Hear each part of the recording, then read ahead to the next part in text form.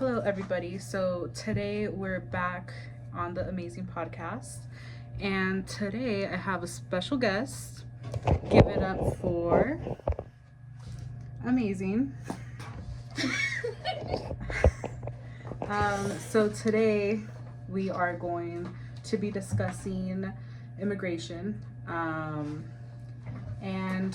I'm gonna be asking her a little bit of questions here and there, but the priority is just to get my point across and inform her about things from the past. So, my first question for you today would be if you know what immigration is. It's okay if you don't. There's no wrong answers on here. But not really. Not really? Okay. Is there anything that your schools have taught you about immigration, or Yeah, it was a big assembly, and it was like I don't know how to say it, but like we had an assembly about it. you had an assembly about immigration? Okay. Was that something recent? It was like last month. Last month. Yeah. Okay. Hundreds.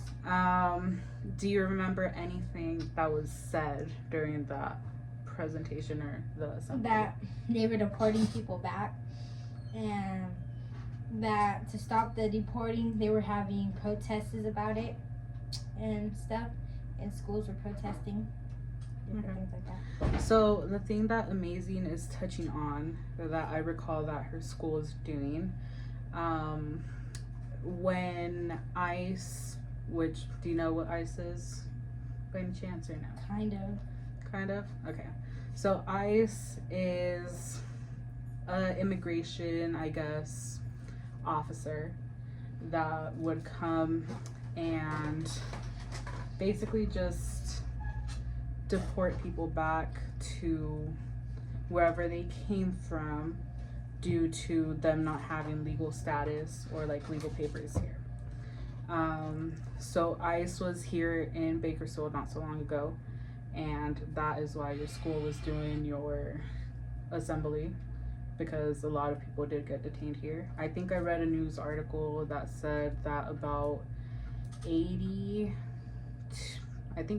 or something like that people got deported back. And then there were a lot of protests going on downtown, in front of the City Hall building with... Yeah, I went to one of them. You went to one of them? How was that? Good. It was good? Yeah. So how did your class or your school organize that protest? Do you know? Well, it was really mostly for the high schools, but the junior highs heard about it, and a lot of kids just walked out protesting, and the school didn't stop us, and they just let us walk there. Okay. So, do you remember what you did that day? Like, you went to school, I'm assuming, and then you just walked out, or how did that work? Well, what's it called?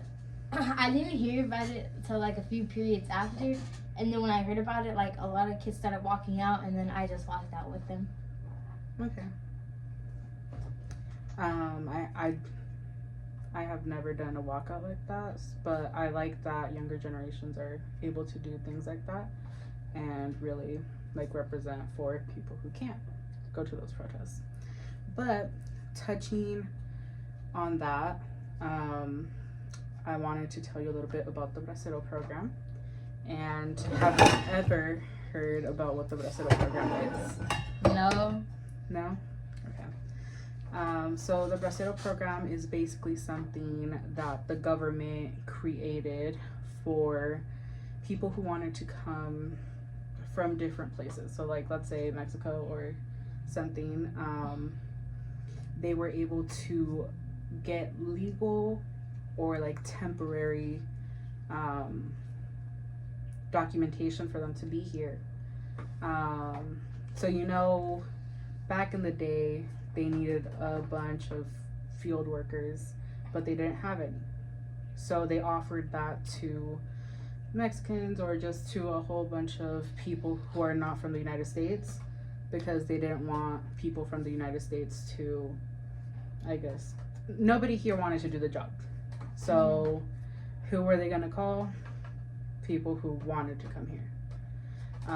So the process was that they filled out like a form that basically said that they would get some payment of whatever. So like, let's say I'm contracting you. I'm like, okay, amazing. Like, you're gonna come work here, for example, you know, but I'm only gonna pay you, let's say the minimum wage is $10 here for a normal person. I'm only gonna pay you part of that, so I'm only gonna pay you $7 or the $5, and then whenever you go back to your country, I'll send you the rest of the money that you worked for. So you're only getting a part of your pay while you're here, but the other part is still promised to you. Like, it's still like, don't worry about it, like, I got you in the later. Did they actually get the money? No.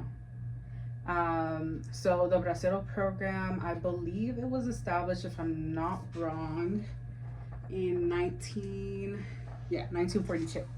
So this happened not even 100 years ago. This goes back like 50, 60 years. So this is fairly recent that the government did this.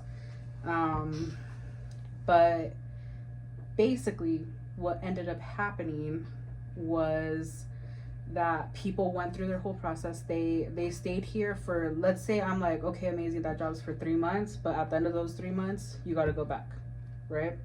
So at the end of those 3 months, they went back and they were waiting for the money that the government had promised, but there's still nothing for them. Like, it's been years, it's been decades, but there are still some people who are trying to fight and figure out what happened to all the money that they had worked for.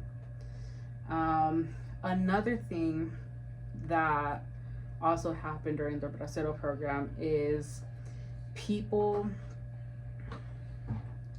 obviously, you know, a lot of people were racist back then. You know, like, that's something that has been known in all the history books. But when they would come and before they started working on the fields, they had to go through these baths. But the baths were to kill lice, to kill like all insects, that because they thought that Mexicans were very dirty. So all the baths were just chemicals. Oh, that's like just powdered in chemicals, which later it caused cancer and it caused all those people who had those baths to die due to complications. I'm going to show you a picture of these baths.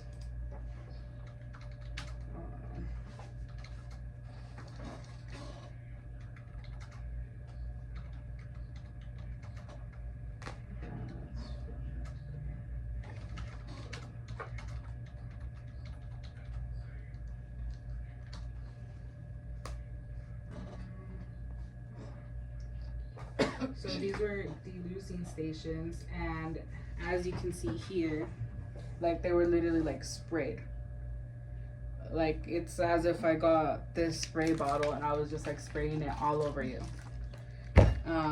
But those were literally products that were used like on animals and cattle to get rid of like any insects or anything. Like horse. Yeah. But they literally had to do this just to work because they had to do like a medical inspection before. I don't know if you ever knew about that, or no.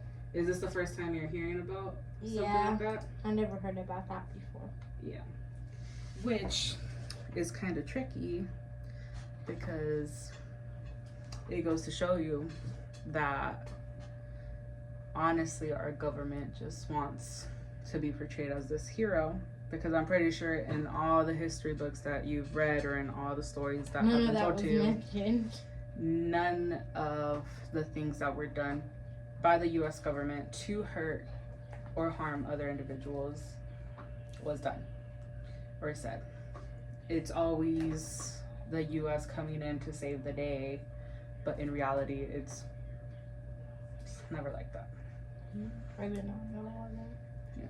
But the program's not being done today, right? They got No, the program's not here today. What is still here today would be like getting a work visa or DACA, which is for children who were born in Mexico, but their parents brought them here at a young age. So it's kind of as if they were like they've grown as if they were like a U.S. citizen. But it's still a program that they can't go to Mexico or anything, but it's still a program that's going on today. But the Bracero program and all those baths, at least that we are aware of, they're not happening anymore. Do you have any thoughts or any questions?